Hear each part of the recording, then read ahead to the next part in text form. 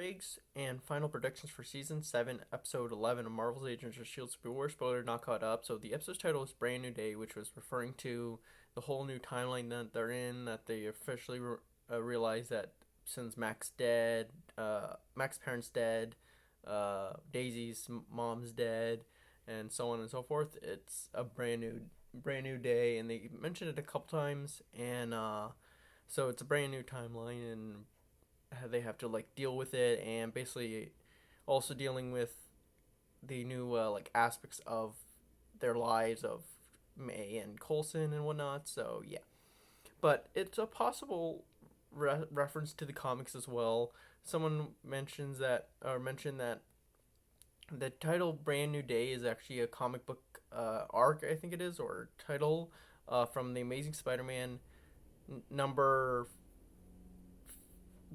546 to 564, and it's all about a different timeline change because he made a deal with the devil or something along those lines to erase all the life he had with MJ.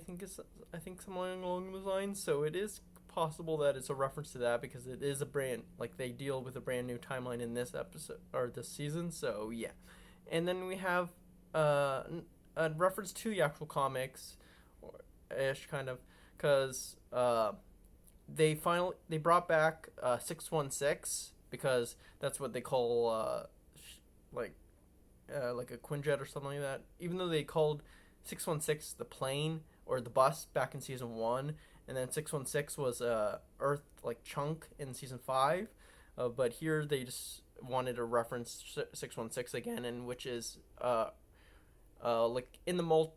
the comics there's a multiverse, and the main Earth that they deal with is 616. So yeah, just like the MCU's Earth is 1,000 something, 100,900 something, whatever, 1999999 something like that.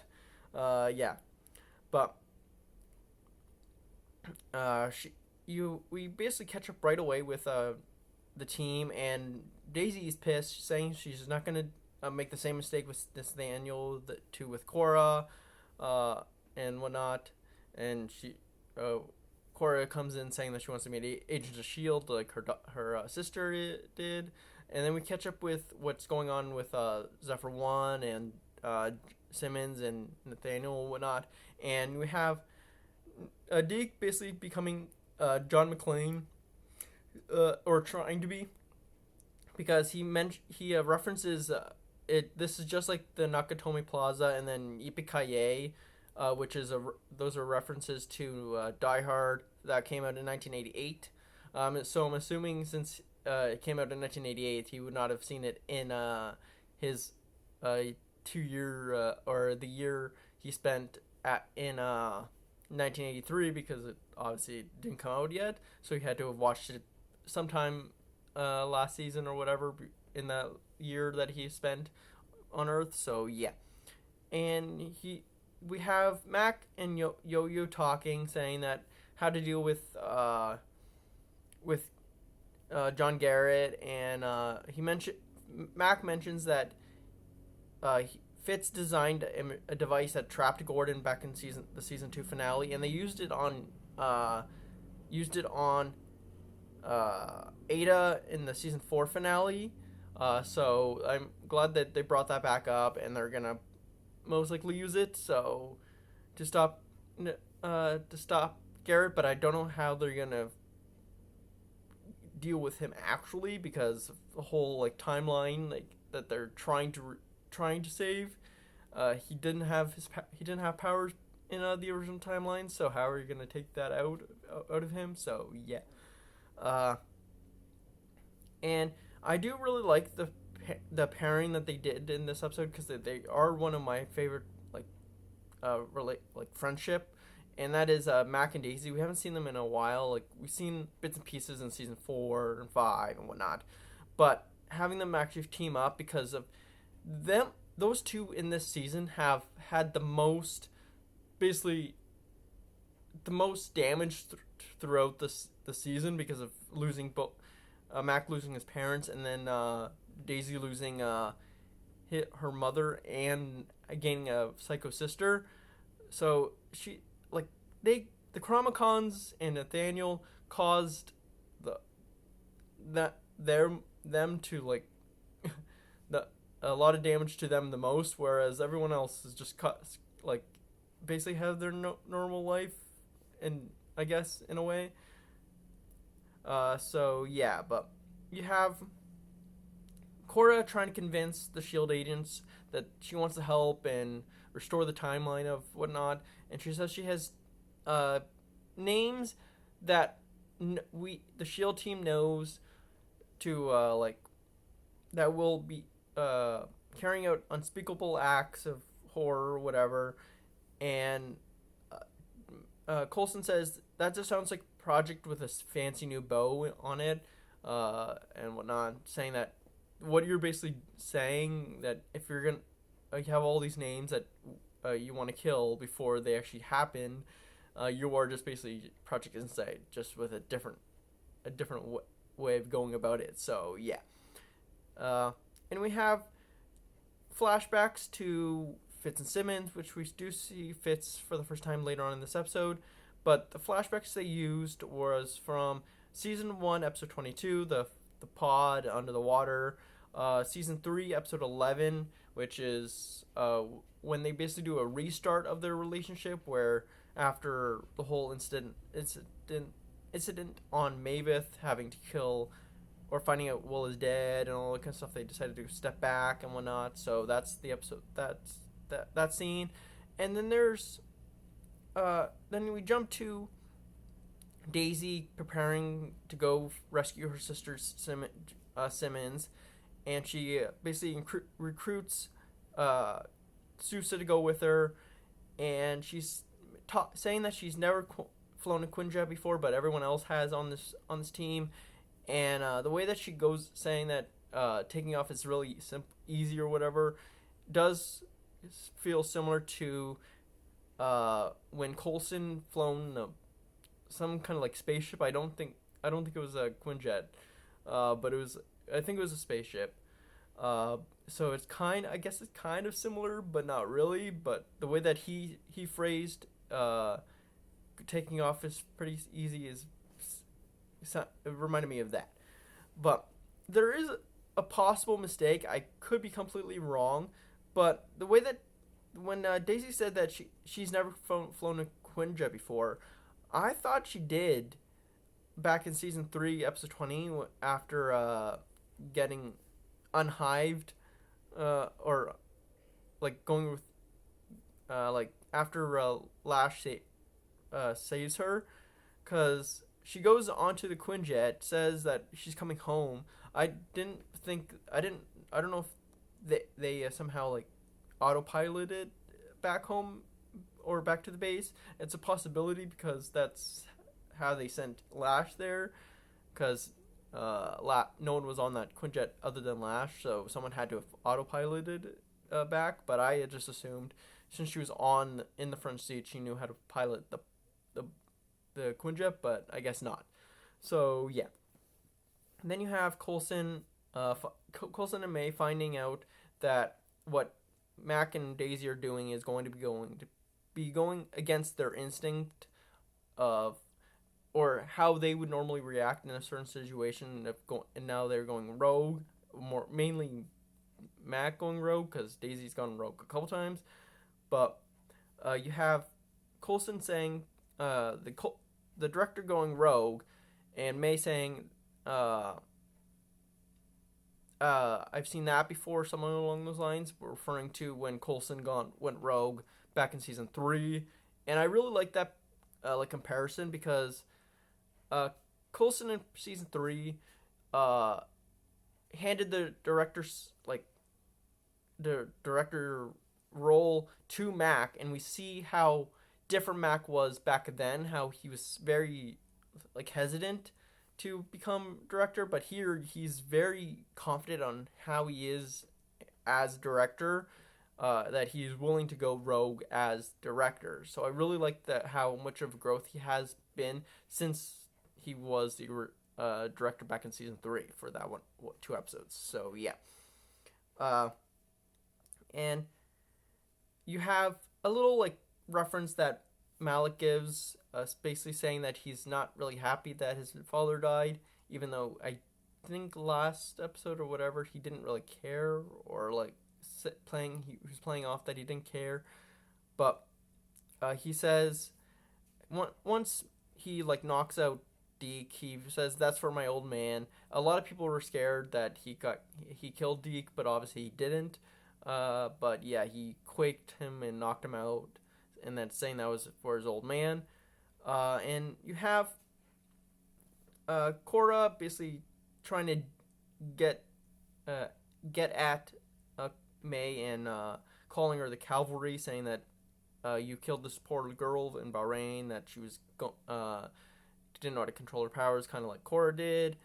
And May actually mentions that she's made peace with this a long time ago, and I'm assuming she's referring to the framework arc back in season 4, because she knew, because she even says that she would have done even worse, and she would have known that because in the framework she ended up causing like the ripple effects that would have caused Hydra to take over and whatnot. And they actually do reference another incident, like another thing that happened in the framework later on about with Ward and whatnot, saying that Ward, it was one of the names on Korra's list, and she says she's not. You're not against killing kids. Obviously, you did get May again with Katya and whatnot, but what's called Coulson actually mentions that we have actually seen a world where he was actually good and people can change, and that Garrett actually made Ward who he actually is, which is true, but also we don't know exactly how this timeline would change, because if Garrett wasn't around for so, like if you kill him now, his effect on the world would completely change, just like the framework did. So, and the reason Ward became good in the framework was not just because Garrett never found or got to him in time, but it was because Victoria and whatnot. But that was only because the whole world around that completely changed. So this world is now completely changed from the original timeline we went in.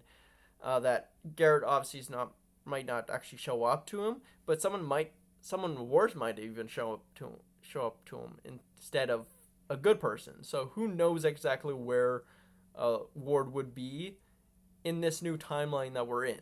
Because like who knows who's gonna show up and help Ward? Just like Korra said, he actually will turn out worse without Garrett. So yeah, and you have back on in space with Mac and Daisy. Daisy's confiding in him, saying that Enoch gave me a warning, saying that after this mission, our SHIELD team will be done, and it does seem like my prediction for what's happening with like in the finale does seem like it would come true-ish with Mac and whatnot. So I'm not gonna change any predictions for that, like where everyone is gonna end up. But you have you have Daisy mention that in the time loops, she actually kissed Susa, and so just they reference that, and then you have more flashbacks with Fitz and Simmons, where they actually show the clip from the season 6 finale where she was in that room that Enoch saved him in and whatnot. So yeah. And I really like I said, I really like the pairing of this episode, and with Mac and Daisy, because you see the big brother Mac that he has towards Daisy and Fitz and whatnot, but mainly Daisy in this episode, because he's basically confronting Sousa, saying, "What's your intentions with her? And you better not hurt her." And basically, just the big brother talk, saying, "I, I will hurt you if you hurt Daisy." Basically, so I really like that stuff. But and then you have Mac actually mentions saying that just imagine that the Man at a Time and Quake. It's like a damn comic book, obviously referencing the comics, like how it's a comic book show and whatnot.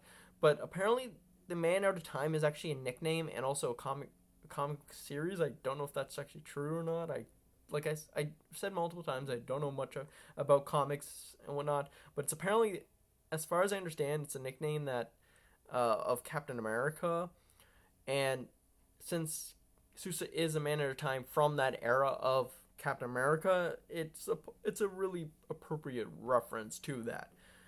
So yeah.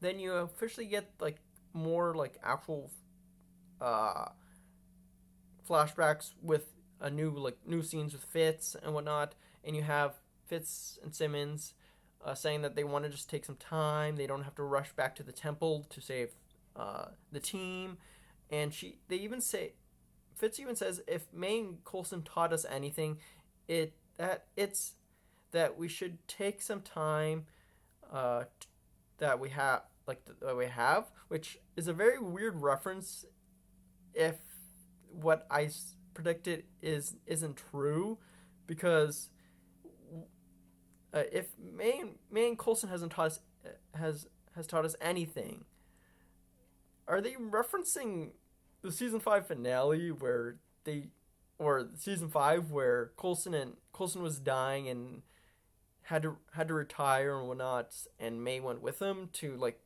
be at the end of the days? Because that's what it comes off to me.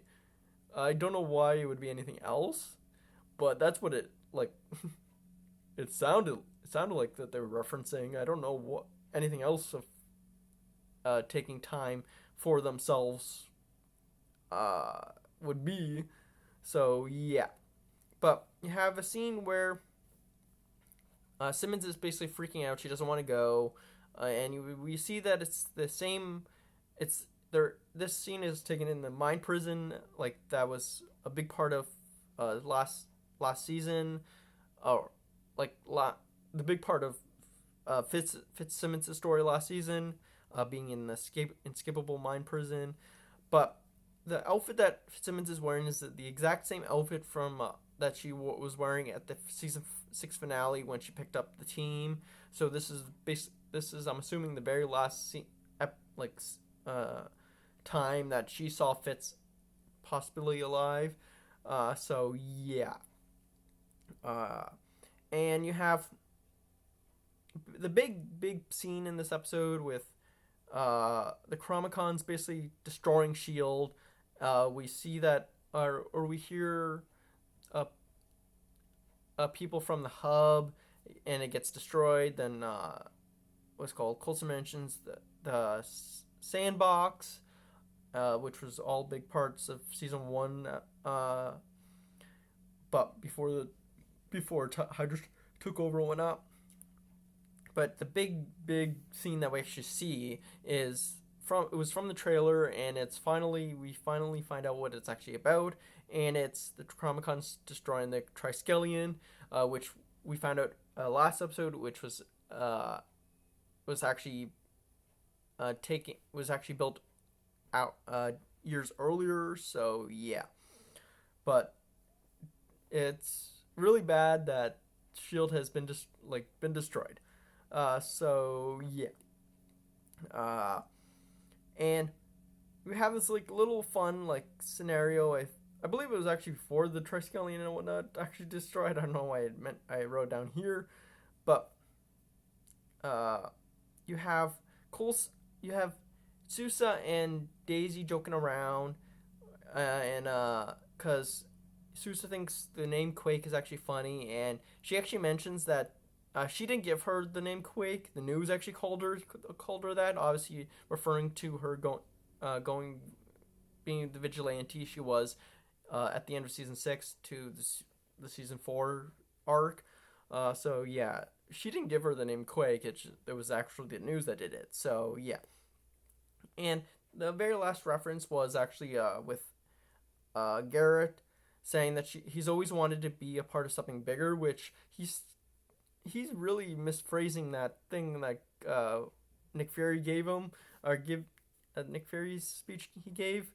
So yeah, I don't think Nick Fury would have approved of this scenario. So yeah, and really the only prediction I have, other than like what I said about where the show is ending, is that the big part of this episode was being unpredictable and not following in like falling for Cora's trap and whatnot, or we assume is a trap, because Cora actually says that Sybil said that Daisy will not let her sister fight alone, and Daisy took it a different way, thinking that, oh, I'm gonna save Simmons, which that might actually be still a part of Sybil's plan, because Sybil's plan did come in effect.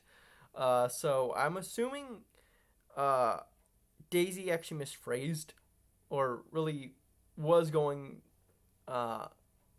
towards Sybil's plan and wasn't actually unpredictable. And I think it's possible that in the finale, the superhero sisters, the sister superhero squad that Daisy mentions might actually come to pass in the finale, where because you see that Cora wasn't too happy after finding out that Jiaying was dead and a whole bunch of people were dying at the end of the episode. I don't think she's on Malik's side anymore, and I think she's going to actually fight Malik with Daisy. But I do think Cora is going to end up getting killed because the whole wherever she goes, death follows, which was been a big part of the whole entire Daisy arc that they have in this show. So I don't think Cora is going to last any longer than the actual finale. I don't think she's going to be like any part of Daisy's happy ending that she's gonna have. So yeah, comment down below if I missed any Easter eggs or references, and if you have any predictions for the series finale. See ya.